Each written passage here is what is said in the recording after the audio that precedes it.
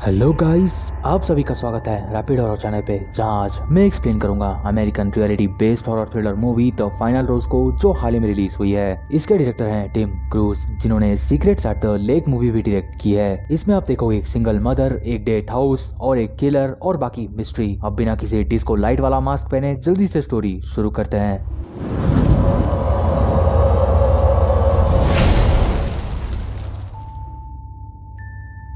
Movie के starting में हम एक लेडी को देखते हैं जो कैमरास के सामने एक्टिंग कर रही है। वो हेलो हेलो बोल के रूम से बाहर एक दूसरे रूम में आ गई और मेकअप टेबल के ऊपर बैठकर खुद ही मेकअप करने लगती है। बट तुरंत वो मिरर के पीछे देख के चौंक गई, क्योंकि किसी ने इसको फाइनल टचअप ही दे दिया। कुछ ऐसे सीन शिफ्ट हो गया जहाँ हम मिलते हैं जेस से, जो टीवी में एक शो देख रही है। तभी डोर पे उसके नॉक आ गया और ये बेसबॉल बैट लेके चेक करने चली गई। डोर पे उसके बेटी और भाई खड़े हैं जो कि अंदर आते हैं। ये एक सिंगल मदर है जिसका डाइवोर्स हो चुका है। इसका भाई टीवी पे लव एट लास्ट का 25 सीजन का ओपनिंग कास्ट सुन के जेस का नाम और फोटो भी उस पर डाल देता है। ये शो ऑक्सली आइलैंड पर शूट हो रहा है और जेस भी एक मॉडल है, तो फिर जेस का काम भी वहाँ पर हो जाएगा। मतलब उसको उस शो में अपना पार्टनर मिल सकता है। सीन सीधे वहाँ से शिफ्ट हो गया जहाँ हम मिलते हैं डायरेक्टर प्रोड्यूसर निकी से और पैट्रिक से। ये सब डाइवर्सिटी और शो के रेटिंग के चक्कर में जेस को भी सिलेक्ट कर देते हैं। पैट्रिक जेस का प्रोफाइल देखता है और ये चीज मैं आपको एंड में समझाऊंगा। यहाँ जेस को भी पता लग गया कि उसको उस शो में जाना है और रात में इसने सीधा लैला को सुला के सीधे अपने भाई को कॉल कर दिया,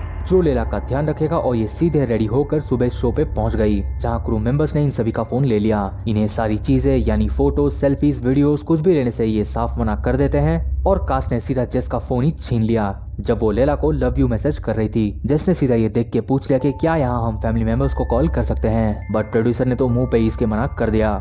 असिस्टेंट माया ने इसे रूम दिखाकर वहाँ से चल दी। तभी एक दूसरी लड़की उस रूम में आ गई, बट उससे वो बदतमीजी करने लग गई। इसका नाम हैना है और ये बकवास करके जेस के साथ यहाँ से चली गई। तभी क्लोई वहाँ आके जेस से बात करती है और कैमरामैन भी वहाँ इन्हें शूट कर रहा है, वो भी खिड़की के पीछे से, जिसे देख के ये दोनों तो चौंक गई। जेस को लेके अपने रूम में चल दी और यहाँ डायरेक्टर और प्रोड्यूसर एक दूसरे से बात कर रहे हैं शो के बारे में। तभी शो का होस्ट लेंस वहाँ पे आता है, जिसे प्रोड्यूसर लेके बात करने दूर चल दी और सारे लेडीज वहाँ पे रेडी होके आ गई।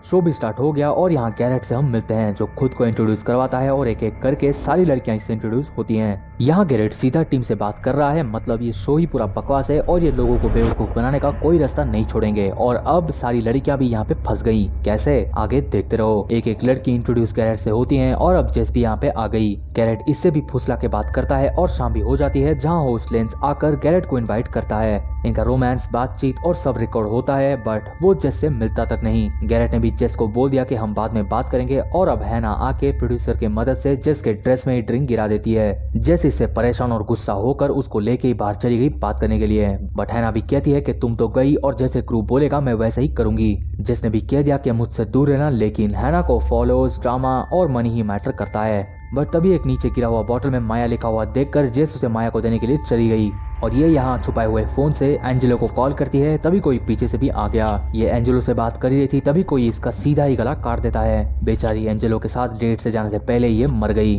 खैर, सुबह जेस हैना के बारे में पूछती है क्लोई से, बट उसे भी कुछ पता नहीं। तभी लैंस आके वहाँ पे कहता है कि हैना अपने फैमिली के इमरजेंसी के चलते वहाँ से चली गई। हैना के गायब होने से जेस भी परेशान है और अब डायरेक्टर भी, जिसके बारे में किसी को कुछ नहीं पता। अब शो में एक ग्रुप डेट होगा और इनके बीच में गेम खेला जाएगा। वो है रेड और ब्लू ग्रुप के बीच में। इन्हें ऑब्स्टैकल्स पार करके जाना होगा गैरेट के पास और जो जीतेगा वो 1v1 डेट करेगा और ग्रुप डेट भी मिलेगा इन सबको। जैसे तैसे करके जेस भी आगे बढ़ती है, बट रेड ग्रुप फाइनली जीत गया। जेस वहाँ से निराश होकर आ रही होती है और वो एक आदमी को देखती है जो कुछ काटता हुआ दिखता है। ये थोड़ी डर गई और क्रू भी इसके पीछे पीछे आ गया इसको परेशान करने। जेस भी बोलती है कि ये बकवास चीज मुझे नहीं करनी और प्रोड्यूसर तभी इसके मुंह पर इमोशनल धुआं फूंक देती है। मतलब उसने इसे कह दिया कि गैरेट तुम्हें पसंद करता है कहकर, जो सुन के ये अपना रिएक्शन कैमरा में देती है। और रात भी हो गई, जहाँ गैरेट सीधे इसे मिलने के लिए बुलाता है और थोड़ी बात करता है। और शूटिंग पे अब जेस को इसने सिलेक्ट कर दिया। मतलब एबिगेल बाहर हो गई। एबिगेल ये सुन के तो रोने लग गई और सीन सीधा उसके रूम में शिफ्ट हो गया, जहाँ वो रो रो कर टीवी पे यही शो देख रही है। क्या बात है। तभी उसके डोर पे भी नॉक आ गया, मतलब किलर आ गया। किलर सीधा एबिगेल का गला ही दबाकर उसको मार देता है। सीन अब सुबह शिफ्ट हो गया और इनका पार्टी होते थे दोपहर। जेस बीच के पास जाती है अकेले थोड़ा टाइम स्पेंड करने के लिए, जहाँ उसको हैना का क्राउन हेडबैंड पड़ा हुआ मिल गया। ये सीधे आकर मेडिसन और क्लोई से पूछती है कि एलिमिनेट कंटेस्टेंट कहाँ जाते हैं, बट क्लोई ने भी कह दिया कि कॉन्ट्रैक्ट खत्म होने तक तुम्हें इस आइलैंड में ही रहना होगा। जेस ने भी बोल दिया कि धीरे धीरे सब गायब हो रहे हैं, बट किसी को कुछ परवाह नहीं इसे छोड़कर। इसीलिए ये सीधे चेक करने के लिए एबिगेल के रूम के पास आ गई, बट तभी उसे और एक आदमी दिखता है जो लकड़ियां काट रहा है। जेस एबिगेल के रूम पर आ गई, बट रूम खोलने पर वहाँ पे उसे कोई मिलता नहीं, बट लैंस उसके पीछे ही आ गया और वो बोलता है कि तुम यहाँ पे क्या कर रही हो, तुम्हें यहाँ नहीं होना चाहिए, और एबिगेल आज सुबह यहाँ से निकल गई है। जेस भी ये सुन के थोड़ा शॉक होती है और जाते वक्त वो देखती है कि सब उसे ही घूर रहे हैं, मतलब पूरा प्रोडक्शन के साथ साथ पूरे क्रू मेंबर्स। वो शाम में अपने रूम में आती है जहाँ किलर पहले से ही मौजूद है। तभी माया उसे बुला के ले गई और जेस बाल बाल बच गई। जेस ने माया से क्यूरियोसिटी में ये पूछ लिया कि क्या यहाँ कुछ गड़बड़ है। माया भी ज्यादा बात बताती नहीं, तभी डायरेक्टर ने इसका मुंह बंद कर दिया इस पे चिल्ला के। आपने ये नोटिस किया होगा कि इनके बर्ताव से लेकर इनके बिहेवियर तक सारी चीज गड़बड़ लगता है। खैर यहाँ सोना में किलर कुछ लड़कियों को जिंदा ही जला देता है, जो सीन हमें ऑफ कैमरा दिखाया जाता है। यहाँ डायरेक्टर के कहे मुताबिक माया लवर्स लॉज के पास लकड़ियां रख के जा रही होती है, बट उसको थोड़ा अजीब फील होता है जैसे कोई उसका पीछा कर रहा है। बट बदकिस्मती से माया का पेपर भी नीचे गिर जाता है और उसको उठाने के चक्कर में वो किलर के हाथों ही मारी जाती है। नेक्स्ट डे सुबह हमें दिखाया जाता है कि लैंस ट्रेनिंग कर रहा है जैसे कि किलर ने मारा था माया को। बट ये सब देख के आपको लैंस के ऊपर ही शक हो रहा होगा, है ना? देखते रहो। यहाँ बस ये 3 लोग बच गए हैं और बाकी 3 लड़कियां एलिमिनेट हो गई, जो न्यूज आकर लैंस ने ही इन्हें दे दिया। जेस के लिए गैरेट ने एक नोट भी दिया है आज रात के स्पेशल डेट के लिए, बट जेस तो मरे जा रही है अपनी बेटी से बात करने के लिए, जो उसे डायरेक्टर के पास ले आया।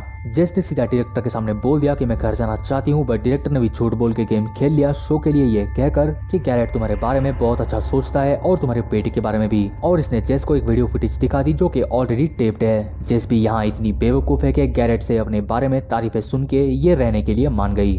डायरेक्टर के फिर अप्रोच करने पर ये बोलती है कि मैं यहाँ पे रह लूंगी, और दूसरी तरफ गैरेट की असली साइड हमें पता लगता है। इसे सिंगल मॉम्स, उनके किड्स या इनके फीलिंग्स की रत्ती भर भी परवाह है नहीं। इसको ये आइलैंड छोड़ना है या तो क्लोई या तो मेडिसन या तो दोनों के साथ। बस इसे कार्यक्रम खत्म करके ब्रेकअप करके एंजॉय करना है। इसे किसी की कोई भी परवाह है नहीं, और ऊपर से इसकी इमेज यही है जो आप ऑफ कैमरा देख रहे हो। प्रोडक्शन वाले भी वही साइड दिखाते हैं ऑडियंस को जो वो देखना चाहते हैं। साथ में ये ऑडियंस का काट रहे हैं और साथ में इन सारी लड़कियों का भी। अब उसकी इमेज को सही रखने के लिए टीम जैसा बोलेगा वो वैसा करेगा। मतलब रात में अपने डिनर डेट के लिए रेडी होके आ गया।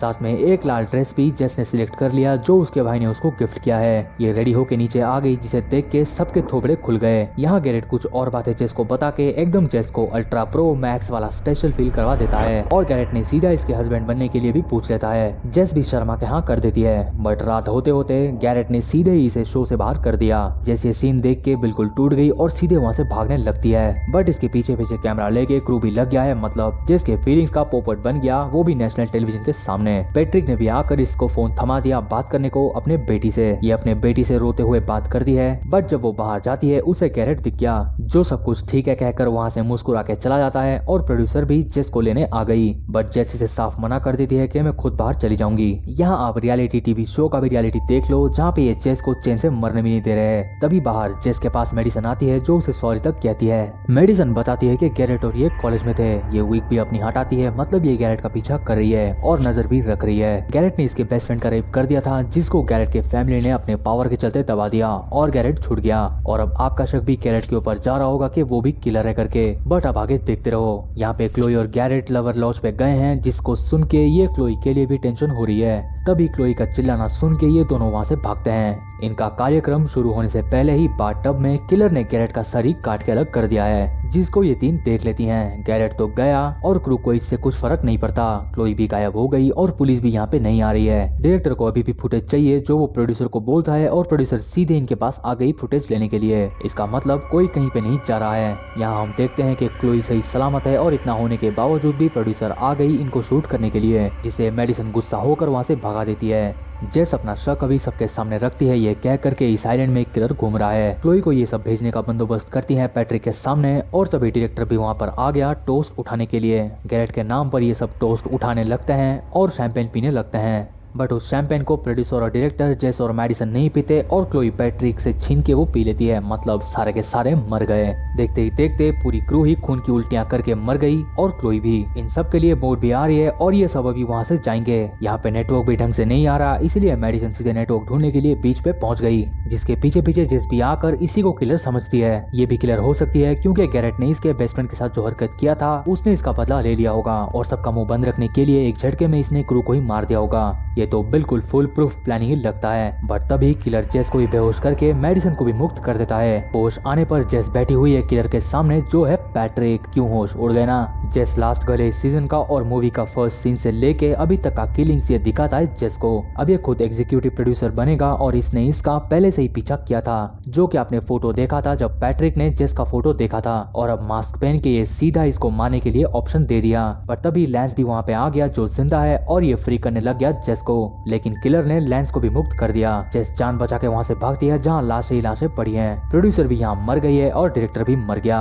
बट जेस तभी बेसबॉल बैट लेके आती है और इसने तो किलर को ही पेल दिया और फाइनली एक शार्प चीज उसके बॉडी के आर पार करके ये फाइनली पैट्रिक को मुक्त कर देती है। लैंस और जेस अपनी जान बचा लेते हैं और पुलिस भी वहाँ पर आ गया। ये नाइटमेयर यहाँ पर एंड हो गया और हम देख पाते हैं कि जेस अपने बेटी के साथ खुश है। एंड में हम दो आदमी देखते हैं जो रोज के नॉन डिस्क्लोजर एग्रीमेंट ना टूटने की बात करते हैं। इन दोनों के साथ यहाँ पर ये फाइनली मूवी एंड हो गई। अब बात करते हैं मूवी के बारे में। आपने low budget master class movies तो देखी ही होंगी, बट लो बजट के साथ साथ लाइट हॉरर भी आपको यहाँ देखने मिला। स्टोरी जेस और किलर के राउंड घूमता है और एंड में पैट्रिक की किलर निकलता है, जो कि आप में से कईयों ने पहले से गेस कर लिया होगा मेरे जैसे, और आप में से कुछ एंड में ही गेस कर लिया होगा। ये मूवी अगले महीने आई थी और इसके पूरे मिक्स्ड रिव्यूज हैं। आपका शक पहले वो वुड कटर आदमी पर गया होगा, फिर डायरेक्टर पर, फिर लैंस पर और फिर गैरेट पर गया होगा, और एंड तक आपको ये लगा कि कहीं मेडिसन तो किलर नहीं, पहले ही गुमसुम होकर पैट्रिक ही काम कर रहा था। और स्टार्टिंग में जब उसने जेस का प्रोफाइल देखा तब से वो उसके पीछे पड़ गया, जो कि पता लग भी रहा था और नहीं भी पता लग रहा था, बट किसी ने ये ध्यान ही नहीं दिया। इस मूवी की प्लॉट और स्टोरी थोड़ी और अच्छी होती तो मूवी और अच्छी बन जाती, जैसे मेनली स्लैशर सीन्स हो गए और फिर आता है एंडिंग। इसलिए ज्यादातर तो इस मूवी को कोस नहीं लग गए टाइम वेस्ट कहकर, जो सही भी है क्योंकि एक गला काटना ही स्टार्टिंग में हमें ढंग का दिखाया गया और बाकी सब ये रख दिया ऑफ कैमरा। इससे अच्छी तो हैचेट और देम ये सब मूवीज हैं जो कि लो बजट मास्टरपीसेस हैं। आप ये मत सोचना कि इतनी अच्छी मूवीज होने के बावजूद ये इतनी लो बजट खराब मूवीज को क्यों एक्सप्लेन कर रहा है। इसीलिए मैं आपको बता दूं कि जब मैं प्योर स्लैशर चैनल पे लेके आऊं तो आपको आइडिया रहे कि मूवी, स्टोरी, स्लैशर्स, प्लॉट और सीन का वैल्यू फ्रेंचाइजेस और स्टूडियोज कैसे करते हैं। ये मूवी एक वेबसाइट पर डाल दिया गया और रेटिंग इस पे 4.9 का है, जो इसे 3 का भी नहीं मिलना चाहिए। यहाँ किलर का सेटअप अगर थोड़ी और अच्छी होती तो मूवी भयंकर ही बन जाती। यहाँ द फाइनल रोज है खुद जेस रोज, जो एंड में बच गई। मूवी से कोई भी उम्मीद थी नहीं, ना मैं आपको इसे देखने की रिकमेंड करूंगा। ये थे मेरे विचार और रिव्यू और द फाइनल रोज का कंप्लीट ब्रेकडाउन। आई होप आपको ये वीडियो पसंद आया होगा। वीडियो पसंद आई तो वीडियो को एक लाइक जरूर करना और कमेंट बॉक्स ओपन है आप सभी के थॉट्स के लिए। आप बताना मूवी आपको कैसी लगी। चैनल पे आप नए हो तो एक तो लाइक और शेयर ठोक दीजिए, महाकाल का लाइक और शेयर ठोक दीजिए। पूरा साल मेहनत करता हूँ आपके लिए बेटा, ऐसा नहीं चलेगा, ऐसा नहीं चलेगा। मिलते हैं अगली वीडियो में। Till then bye bye.